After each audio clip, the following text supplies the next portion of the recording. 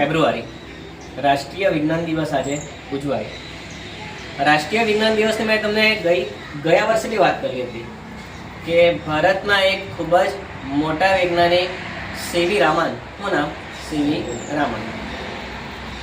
તેમણે આ દિવસે રામન ઇફેક્ટની શોધ કરી, બરાબર, અને એ શોધ માટે એમને નોબેલ ઇનામ મળેલું। શોધ 28મી ફેબ્રુઆરી 1930ના દિવસથી થઈ ગઈ, એટલે આ દિવસને ભારત સરકારે નક્કી કર્યો કે રાષ્ટ્રીય વિજ્ઞાન દિવસ તરીકે ઉજવવાનું। શેના માટે? વિજ્ઞાનને પ્રોત્સાહન મળે તેના માટે, વિદ્યાર્થીઓ વિજ્ઞાનમાં રસ લેતા થાય તેના માટે, બરાબર।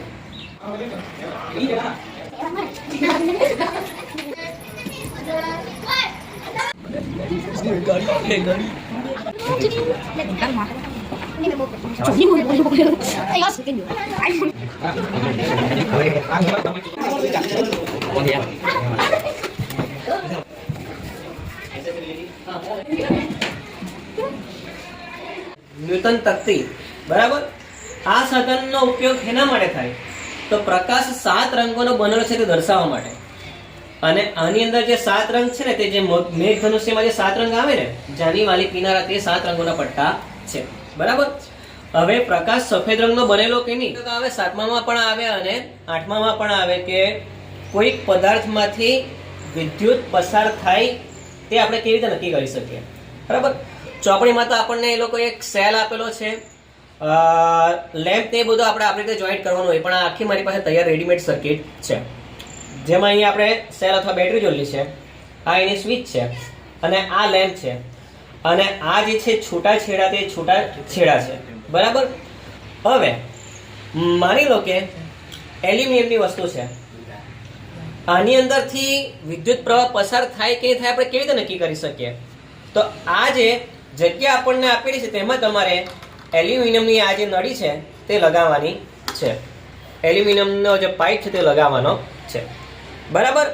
અને સ્વિચને આપણે ઓન કરવાની છે। લેમ્પ સળગે તો જાણવાનું કે વિદ્યુત પ્રવાહ પસાર થાય છે, અથવા નહીં સળગે તો વિદ્યુત પ્રવાહ પસાર થતો નથી। તો હવે આપણે ચેક કરીએ। અહીંયા આપણે જોઈ શકીએ કે લેમ્પ સળગતો છે, તમને પછી હું જોવા આપું।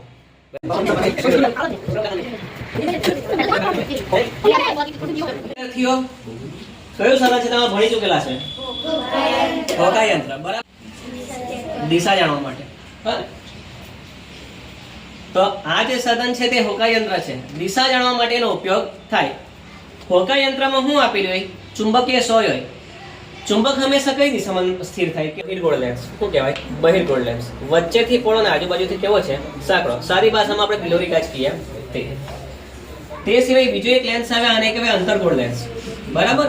અંતર્ગોળ લેન્સ કેવો છે? વચ્ચેથી મળે ગુણક પ્રતિબિંબ, જેમ કે આ ચુંબકના પ્રકાર છે સી। ઓકે, બરાબર છે, ચાલો।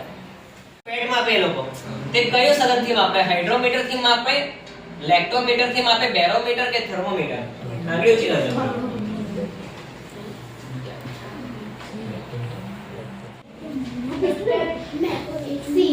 Okay, doctor APJ Abdul Kalam, check કરીએ।